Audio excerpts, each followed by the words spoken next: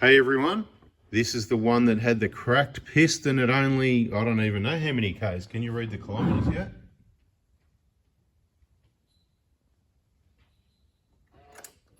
156. 156K, wow.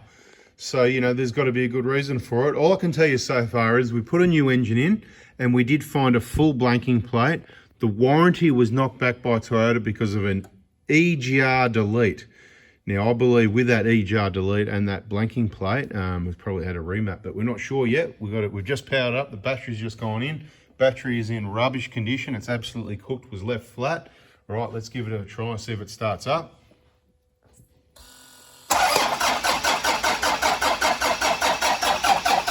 Oh no, see what I mean about people and these batteries.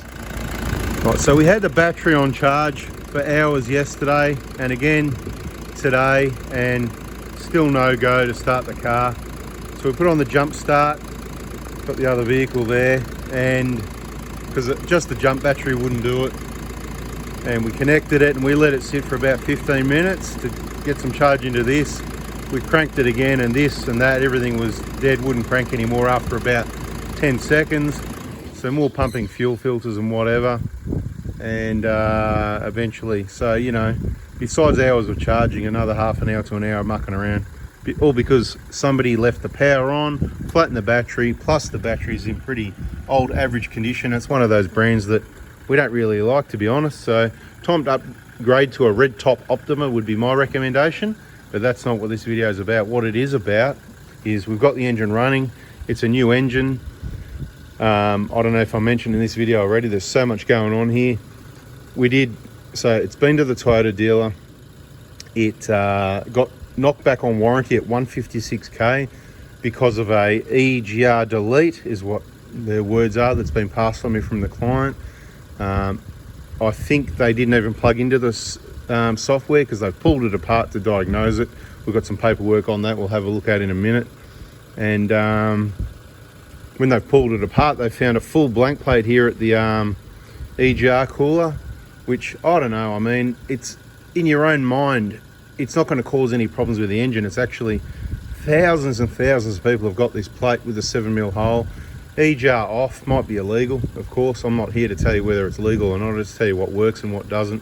I don't tell you what to do. I just tell you what works, what doesn't. In a perfect world, and if some countries have got all this emissions gear and others have got nothing, and then others have got even more. So it's just crazy. Like, the air doesn't mix, it just stays in that same place. So some countries need to save the planet and some don't. Some countries are shutting down coal power stations and others are building 250 of them. I mean, you figure it out. Anyway, I know one of the guys at one of the last power stations, it's going to be getting closed down in a few years. Not one of the, not the last, but I'll say one of the last, because it seems like there's not many left. And I said, mate, what's going to keep the lights on at night? And he goes, that's a good question, So, if the wind's not blowing and the sun's not shining, good luck to you. This deal has been in a bit of trouble with us before, so they don't like it.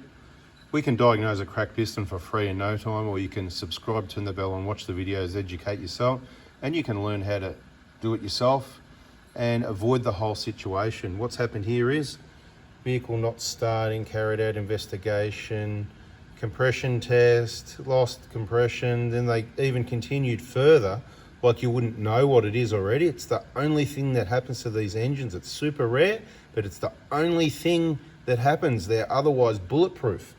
Anyway, number 4, lost compression. Remove cylinder head, put bits and pieces in boxes and send it to the next guy. Anyway, bloody cracked piston, right? I mean, $1,320 factor the matter.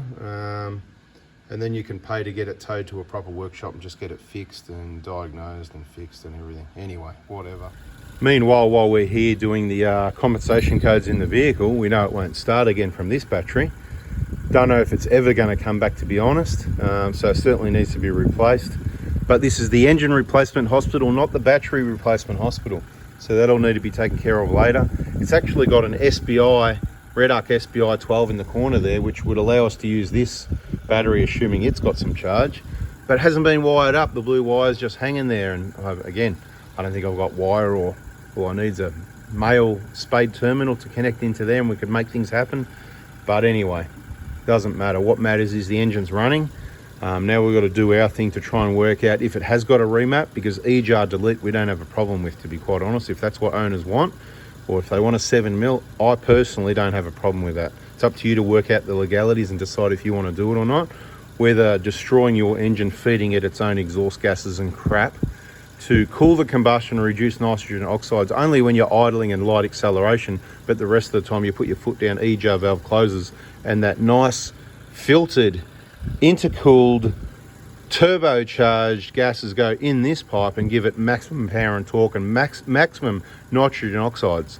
And if you do that all day long towing, that doesn't hurt the engine. So why anyone would have you convinced that doing an eJar delete, oh, you know, but is it sure there's enough gas there to cool the combustion? Anyone that doesn't get it, you're not watching enough videos, get onto them. It's not there to look after the engine. The whole cools the combustion. It cools the combustion to reduce nitrogen oxides, mate. It's to save you from nitrogen oxides. Anyway, how's that all going to work out? Anyway, whatever, right? So whatever. Bada bing, bada boom, baby. We'll get this running. I don't know if this is this video for now. If it is, subscribe, turn the bell on, and we'll catch on the next one. Look at that. For those that hung around, I took this for a quick drive to warm it up, and I felt that it was very responsive, like it was set on U7 or something, but it hasn't got one of those. It tells me it's got a remap, so I had a look at a couple of the readings that I normally look at to notice it's been messed with. And I'm going to do a whole separate video on my new engine in a 150 and this brand new engine in this 150 before we remove the remap and put it back to standard is what we're going to do. Yes, we can do that. Another confirmation is this rich blowing smoke. It's going to have had a tune by one of these cowboy tuners, and you think go to someone reputable. Well, it's reputable names that I've seen tuning done, and that's just absolutely terrible.